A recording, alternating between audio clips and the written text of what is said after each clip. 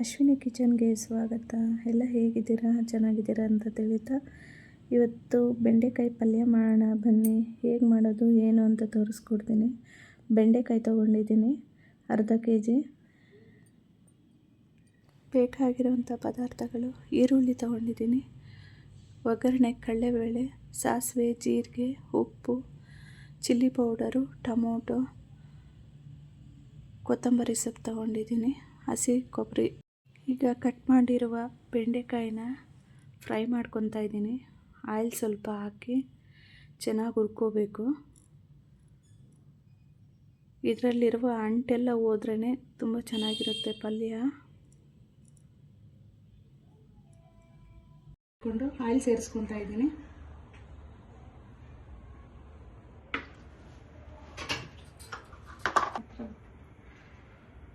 ಈಗ ಆಯಿಲ್ ಕಾದಿದೆ, ಜೀರಿಗೆ ಸಾಸಿವೆ ಸೇರಿಸ್ಕೊತಾ ಇದ್ದೀನಿ. ಈಗ ಕಡಲೆಬೇಳೆ ಸೇರಿಸ್ಕೊತಾ ಇದ್ದೀನಿ.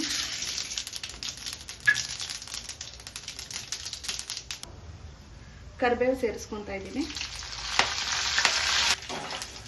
ಬೇಳೆ ಚೆನ್ನಾಗಿ ಫ್ರೈ ಆಗಿದೆ. ಈಗ ಈರುಳ್ಳಿ ಸೇರಿಸ್ಕೊತಾ ಇದ್ದೀನಿ.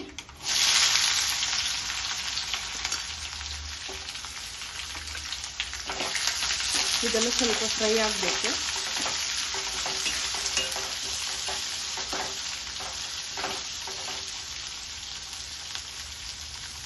ಈರುಳ್ಳಿ ಸ್ವಲ್ಪ ಫ್ರೈ ಆಗಿದೆ. ಈ ಟೈಮಲ್ಲಿ ಟೊಮೊಟೊ ಸೇರಿಸ್ಕೊತಾ ಇದ್ದೀನಿ.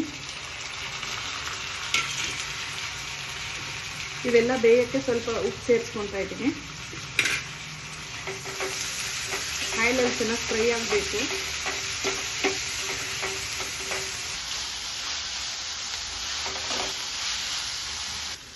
ಟೊಮೊಟೊ ಆನಿಯನ್ ಫ್ರೈ ಆಗಿದೆ. ಉದ್ದಿಟ್ಕೊಂಡಿರುವಂಥ ಬೆಂಡೆಕಾಯಿ ಸೇರಿಸ್ಕೊತಾ ಇದ್ದೀನಿ.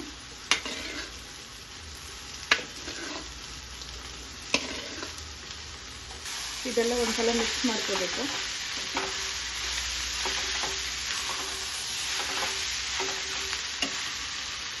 ಚಿಲ್ಲಿ ಪೌಡರ್ ಸೇರಿಸ್ಕೊತಾ ಇದ್ದೀನಿ.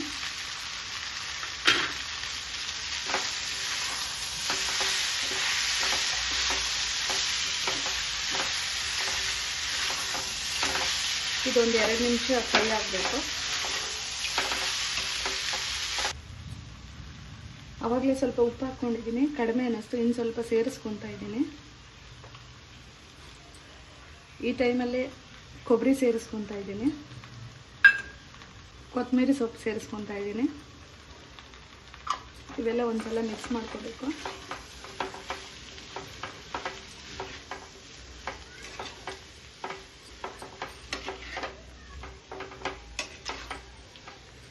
ಈ ಥರ ಮಾಡ್ಕೊಳ್ಳಿ, ತುಂಬ ಚೆನ್ನಾಗಿರುತ್ತೆ.